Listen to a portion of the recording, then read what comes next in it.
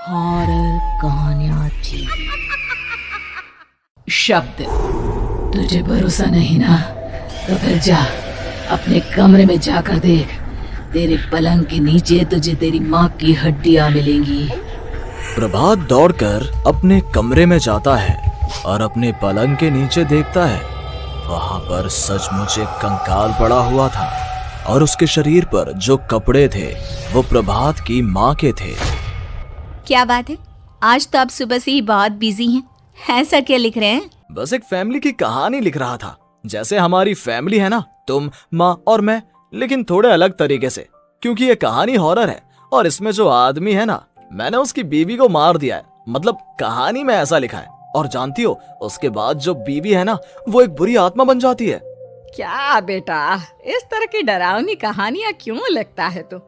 जानता है ना, हम जो सोचते हैं, जो लिखते हैं, हमारा दिमाग पूरा दिन वैसा ही होता रहता है।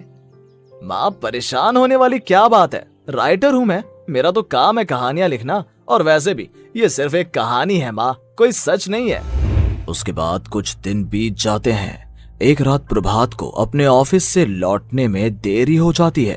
रात के लगभग 12 बजे हुए थे।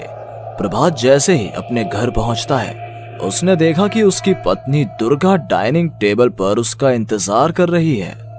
आ गए आप? कब से आपका इंतजार कर रही थी। देखिए ना, खाना भी ठंडा हो गया है। अरे दुर्गा, आज तुमने अपने इतने लंबे लंबे बालों को खोलकर क्यों रखा है? तुम तो हमेशा अपने बाल बांध कर रखती हो।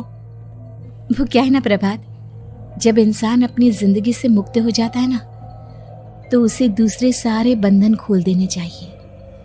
इसलिए मैंने अपने बालों के बंधन भी खोल दिए। ये तुम किस तरह की बातें कर रही हो? तुम ठीक तो हो? मैं बिल्कुल ठीक हूँ प्रभात। अच्छा चलो खाना खाओ। वो क्या है ना दुर्गा, मुझे भूख नहीं है।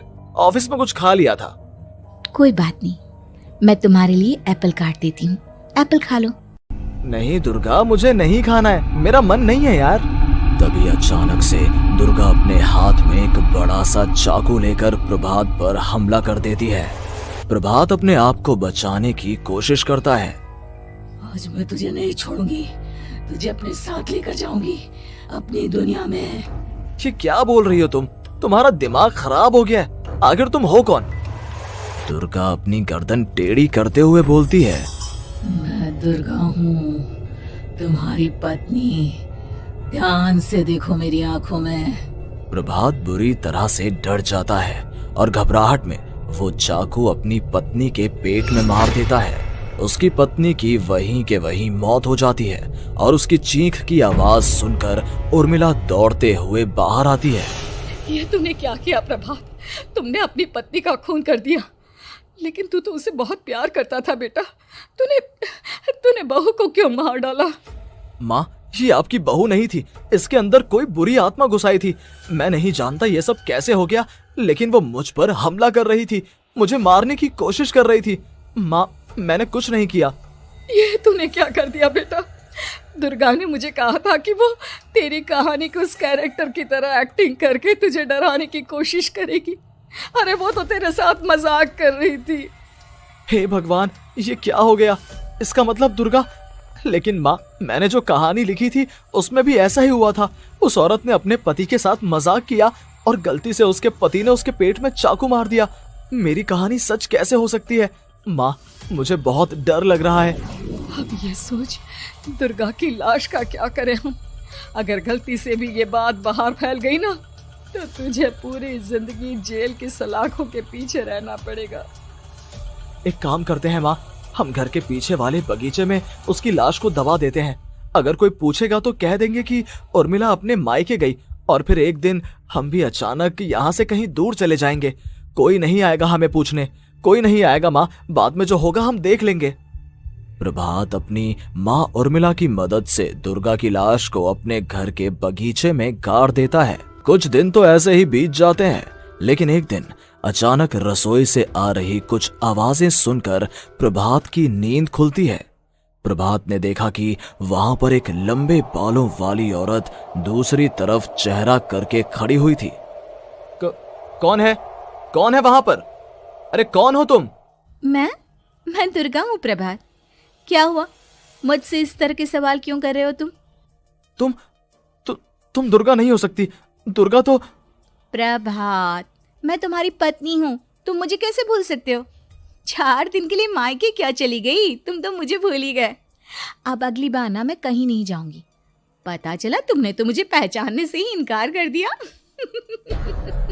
नहीं, तुम दुर्गा नहीं हो सकती। तुम दुर्गा हो ही नहीं सकती। मैं जानता हूँ ये सब क्या हो रहा है। मैंने अपनी कहानी में लिखा था कि उस आदमी की पत्नी की मौत के बाद एक बुरी आत्मा उसका रूप लेकर उसके घर में आ जाती है। तुम वही हो ना? और अचानक से खूबसूरत दुर्गा का चेहरा काला पड़ जाता है। उसकी आंखें लाल हो जाती हैं और पूरे शरीर पर बाल, लंबे नुकीले नाखून, उसके दोनों पैर उल्टे हो जाते हैं और बेहद डरावनी आवाज में वो चिल्लाकर कहती है, बुरी आत्मा, मेरा खून करके मुझे अपने ही घर में गाड़ कर तू मुझे बुरी आत्मा कह रहा है? मैं तुझे छोड़ूंगी नहीं। और अचानक से प्रभात के घर में बेहद डरावनी आवाजें गूंजने लगती हैं। घर में चारों तरफ बहुत सारी बुरी आत्माएं नजर आने लगती हैं। प्रभात घबरा कर अपनी माँ को आवाज देता है, माँ कहाँ है आप? जल्दी आइए माँ, देखिए ना ये सब क्या हो रहा है। प्रभात ने देखा कि अचानक से उसकी माँ कमरे से दौड़ कर आती है। क्या हुआ प्रभात? और ये लोग कौन है? इन सब की गर्दन टेढ़ी क्यों है? इनके बाल खुले हुए। प्रभात, ये सब लोग तो मुझे मरे हुए नजर आ रहे हैं। हाँ माँ, ये सब लोग मरे हुए ही हैं और ये ठीक वैसा ही हो रहा है जैसा मेरी कहानी में हुआ था। लेकिन मेरी कहानी के हिसाब से तो आप भी। अचानक से उर्मिला का रूप बदल जाता है। वो भी एक डरावने साए की तरह बन जाती है और बेहद डरावनी आवाज में चिल्ला चिल्ला कर कहती है, मर गई तेरी माँ। जानता है, कल रात जब तू सो रहा था ना, तो मैंने उसके शरीर का सारा खून पी लिया। अब बस हड्डियां बची है उसके शरीर में। नहीं, ऐसा नहीं हो सकता। ऐसा बिल्कुल नहीं हो सकता। मेरी माँ नहीं मर सकती। तुझे भरोसा नहीं ना? तो फिर जा, अपने कमरे में जाकर देख। तेरे पलंग के नीचे तुझे तेरी माँ की हड्डियां मिलेंगी। प्रभात दौड़कर अपने कमरे में जाता है और अपने पलंग के नीचे देखता है। वहां पर सचमुच एक कंकाल पड़ा हुआ था और उसके शरीर पर जो कपड़े थे वो प्रभात की माँ के थे। माँ, अब मुझे कुछ करना पड़ेगा। लेकिन मेरी कहानी में लिखा था कि माँ की मौत मेरे हाथों से होगी, पर माँ तो पहले ही मर चुकी है और वो बुरी आत्मा मुझे भी मार देगी। नहीं, इससे पहले कि वो मुझे कुछ करे, मुझे उसका काम खत्म करना होगा। प्रभात अपने हाथ में बड़ा सा चाकू लेकर उस बुरी आत्मा पर हमला कर देता है जिसने प्रभात की माँ का रूप लिया हुआ था, और अगले ही पल वो नीचे गिर जाती है और उसके शरीर से खून बहने लगता है। ऐसा नहीं हो सकता। एक बुरी आत्मा के शरीर में तो खून होता ही नहीं है। तो क्या सच में मैंने अपनी माँ को मार दिया? लेकिन अभी कुछ देर पहले तो फिर वो कंकाल किसका है? और ये कौन है? मैं पागल हो जाऊंगा। और अपनी माँ की लाश, इसका मैं क्या करूं? लोग पूछेंगे तो मैं क्या जवाब दूंगा? तभी वहां पर दुर्गा का रूप लेकर जो आत्मा थी उसने प्रभात से कहा, गाड़ दे अपनी माँ को ले जाकर उसी जगह जहाँ तूने मेरा खून करके मुझे गाड़ दिया था। जा, चला जा। घबराया हुआ प्रभात पागलों की तरह अपनी माँ की लाश को लेकर बगीचे में गाड़ देता है। प्रभात की हालत पागलों जैसी हो जाती है। वो अपने आप को अपने घर में बंद कर लेता है। कहानी के हिसाब से तो आगे ये हुआ था कि कहानी लिखने वाले ने उन बुरी आत्माओं से डरकर आत्महत्या कर ली थी। तो क्या मैं भी मर जाऊंगा? क्या मैं भी आत्महत्या कर लूंगा? एक काम करता हूँ, मैं अपनी कहानी का अंत बदल देता हूँ। हाँ, ये मैंने पहले क्यों नहीं सोचा। मैं लिख दूंगा कि कहानी को लिखने वाला आत्महत्या नहीं करता, बल्कि कहीं दूर जाकर नए सिरे से अपनी जिंदगी शुरू करता है। यही सोचकर प्रभात ने अपनी लिखी हुई कहानी को बाहर निकाला और उसे पढ़ना शुरू किया। ये देखकर वो हैरान रह गया कि कहानी का क्लाइमैक्स तो किसी ने पहले ही बदल दिया था। ये क्या? इसमें तो लिखा हुआ है कि आखिर में उस लेखक की पत्नी और माँ दोनों बगीचे में जिंदा दफन थे।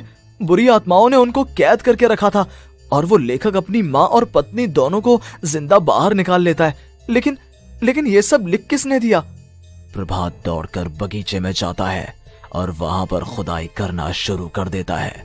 प्रभात देखता है कि वहां पर लकड़ी के 2 बड़े संदूक हैं और उनके अंदर से आवाजें आ रही हैं। प्रभात, प्रभात बचा लो मुझे, अगर थोड़ी देर और हो गई तो वो मुझे छोड़ेगी नहीं। बेटा देखो, मैं इस बक्से के अंदर बंद हूँ, प्लीज मुझे बाहर निकालो, वो बुरी आत्मा किसी भी वक्त मुझे मार डालेगी। प्रभात वो दोनों बक्से बाहर निकालता है और अपनी पत्नी और माँ दोनों को आजाद करवा लेता है। लेकिन तभी वहां पर अचानक से एक बेहद डरावनी और खौफनाक दिखने वाली औरत आ जाती है। तुझे क्या लगा था इतनी आसानी से अपनी पत्नी और माँ को बचा लेगा? बस 5 मिनट और उसके बाद अमावस का चांद आसमान में आने ही वाला है। लेकिन तूने इन दोनों को बाहर निकाल लिया, अब तुझे मरना होगा। नहीं, मैं जानता हूँ मैं नहीं मरूंगा, और अब आगे क्या करना है ये भी मुझे पता है। प्रभात, ये बहुत खतरनाक है, हमें मार डालेगी। प्रभात, चलो यहाँ से। नहीं दुर्गा, अब मुझे अच्छी तरह से पता चल चुका है कि इस बुरी आत्मा से हम कैसे पीछा छुड़वा सकते हैं। और इतना कहकर प्रभात अपने हाथ में पकड़ी हुई सिंदूर की थैली उस बुरी आत्मा के ऊपर उछाल देता है। कुछ ही देर में वो जमीन पर गिरकर राख में बदल जाती है। ये सब क्या हो रहा था बेटा? ये सब तुम्हारी लिखी हुई इस कहानी की वजह से हुआ है ना? नहीं माँ, पहले मुझे भी ऐसा ही लगा, लेकिन बाद में पता चला कि बरसों पहले हमारे इस बगीचे की जमीन के अंदर किसी को जिंदा गाड़ दिया गया था और बस उसी औरत की आत्मा हमें परेशान कर रही थी। उसी ने मेरे शब्दों में जान डालकर उस कहानी को जिंदा कर दिया था। मुझे माफ कर दो प्रभात, मैंने आपकी कहानी के साथ छेड़छाड़ की थी और उसे बदल दिया था। माफी मांगने की जरूरत नहीं है दुर्गा, तुम्हारे उस बदलाव की वजह से ही आज हम सब जिंदा हैं, क्योंकि आखिर में कहानी में वो हुआ जो तुमने लिखा था।